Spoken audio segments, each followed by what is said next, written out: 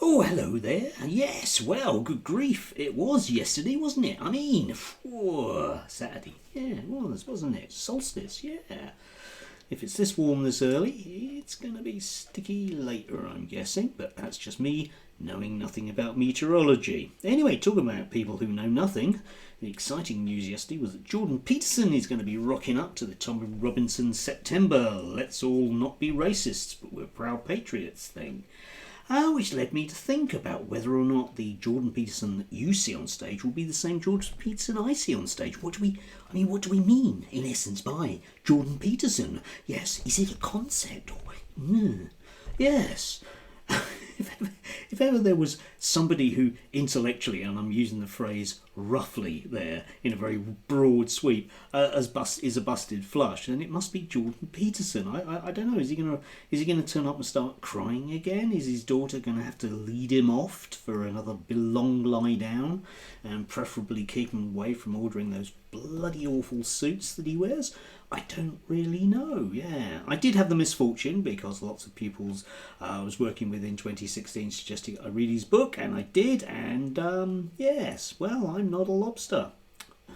First chapter. No, I'm not a lobster. So I'm sorry, but if you can't find an animal that's closer to me than a crustacea, we're not going to be on the same wavelength. Yeah, but of course the media is incapable of understanding what a busted flush he is. Everybody knows that he's a laughable figure, and we do end up with it in the British media. Yes, I know it's that again. Yes, I know, but I have to. With this idea of totally ridiculous and outmoded thought patterns which cannot be let go. J.K. Rowling is beloved by children everywhere, right? It's one of those, yeah? Graham Linehan is still somehow, believe it or not, a writer. All of these ideas have to be stuck to, because after all, whenever we invite a right-wing politician on to agree with us, they do agree with us. And then when we have a right-wing Labour politician on, they agree with us as well. So we must be right. So whenever we're not right, well, it must be a conspiracy. And there was lots of that kind of thing on display yesterday with the whole painting planes red, nefarious Palestine Action evil anarchists. Yes, it's them, well-organised anarchists again, which is a prime example of the British media having no idea about what's going on, or indeed any sense of morality. I mean, we end up with this, which is a Telegraph view. Sabotage at Prize Norton springs from a wider underlying problem. Yes, indeed, which is basically the fact that I, and loads of people that think like me, support terrorism, which is news to me, because I'm not actually a fan of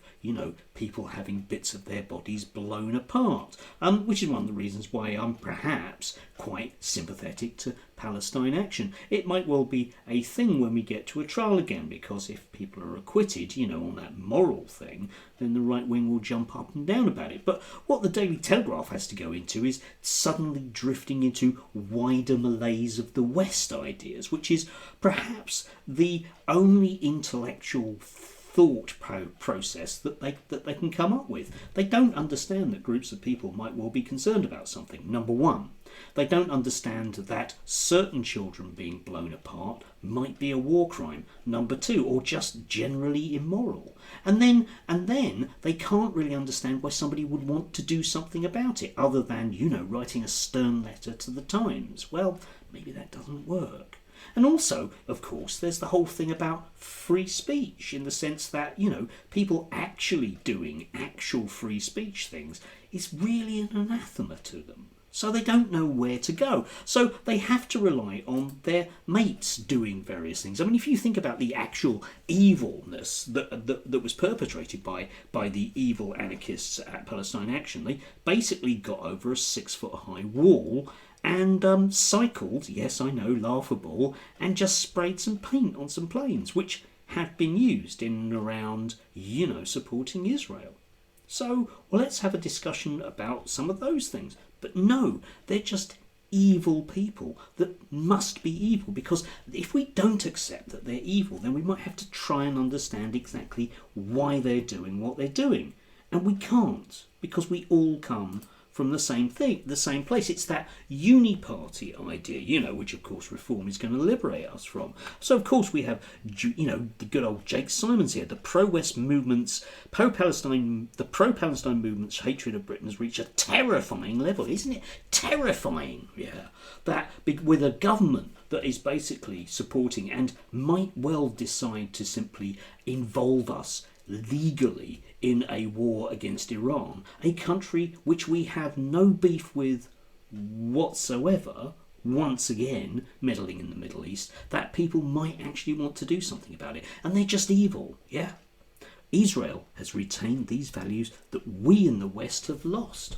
What values are they? Exactly. I would like them to be spelt out, because I don't think Israel is that much of a democracy if, you know, it denies rights to a variety of its citizens. And I certainly don't think it's something we should look up to vis-a-vis the children with no limbs thing.